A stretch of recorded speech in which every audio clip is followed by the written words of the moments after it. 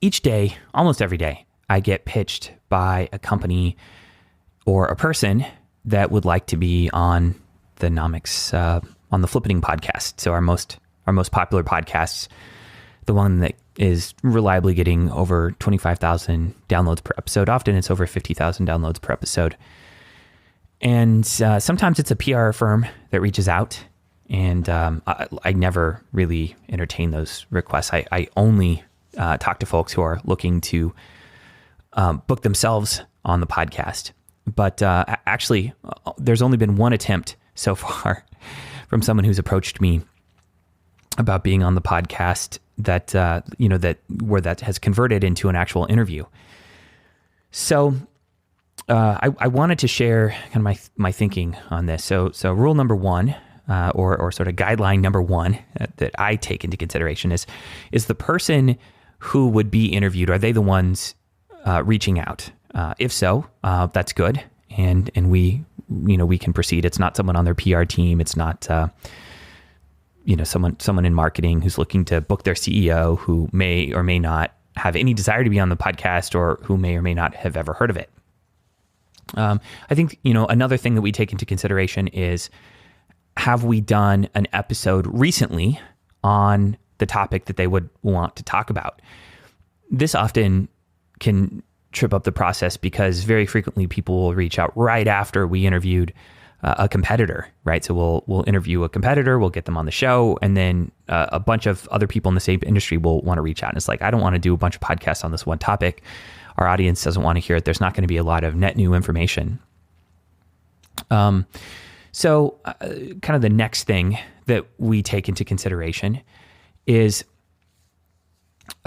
does this project or company or whoever's reaching out, do they have a product that's live and usable by the public?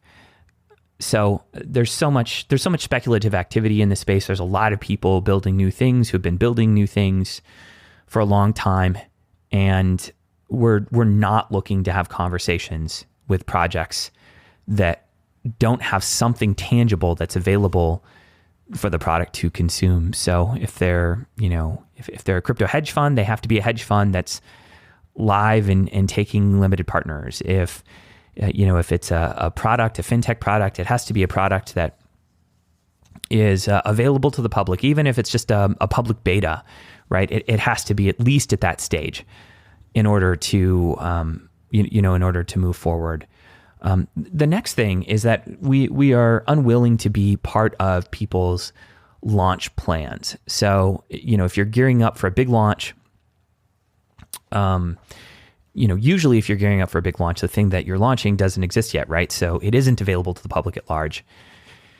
And, in those cases, we just don't want to be part of someone's launch event campaign or planning, unless they want to be a sponsor, in which case, that's something we're open to talking to. But in terms of content on the podcast itself, the dust has to have settled on the launch of whatever you're doing, because again, we're not here to be part of people's marketing agendas. We're here to educate the space. If you want to do marketing with us, that's what our paid sponsorships are for. So once we've gotten past that, all of these hurdles, right? I'm hearing from the person themselves. It's not about a topic that we recently covered. The dust has settled on a product launch, and the product is publicly available and consumable by the general public, or at least some subsection of the general public. Maybe it's just accredited investors. But once we're past that, the questions I ask myself are, does having this person on the podcast, will it increase the chances that someone who's never heard of our podcast and sees an interview with a given person, does having them on increase the chances that someone who's never heard of us will listen to the episode? This isn't a hard requirement. It's just something I take into consideration. If they aren't someone, that represents an established brand that the community finds very interesting, or if they aren't themselves a personal brand that the community finds interesting, the next question I'll ask is, is this person, do they have deep insider knowledge on a topic that is otherwise opaque to participants in the space, and are they willing to share deep knowledge, right? Are they willing to metaphorically, open the kimono? I wish I had a better metaphor, but are they willing to really be transparent about things that other people aren't transparent about in a way that makes the space more accessible, that makes their particular domain more accessible? I think a good example of that is the OTC Desk episode we did with Kevin Zhu from Galois Capital. Galois does a bunch of volume, but they don't have a huge brand name necessarily. But Kevin was very willing to speak with us with quite a bit of depth about what was happening and share things that others weren't willing to share. I guess an example of some, maybe a more known brand was the interview we did with Coinbase about Coinbase custody. So,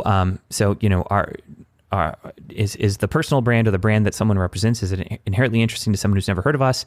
And if not, are they willing to really share things that other people aren't, including maybe some of, controversial things or things that other people aren't willing to talk about? And then, kind of the final thing that fits in this qualitative category is, does the potential interview guest, does the topic that we'd cover with them fit within a current theme that we're covering? So right now we're doing a lot of interviews with different types of exchanges and different types of venues where exchange takes place, right? So that's why we covered OTC desks. And then finally, am I deeply curious about the topic? I think one of the things that people appreciate about the Flippening podcast is that the interview questions are good. And the interview questions are good because I spent a lot of time researching them, and I spent a lot of time researching them because I am deeply curious about the topic that's being covered. So I think I really, really suck as an interviewer when I'm not interested. And I think when I don't personally care about something, that really comes through.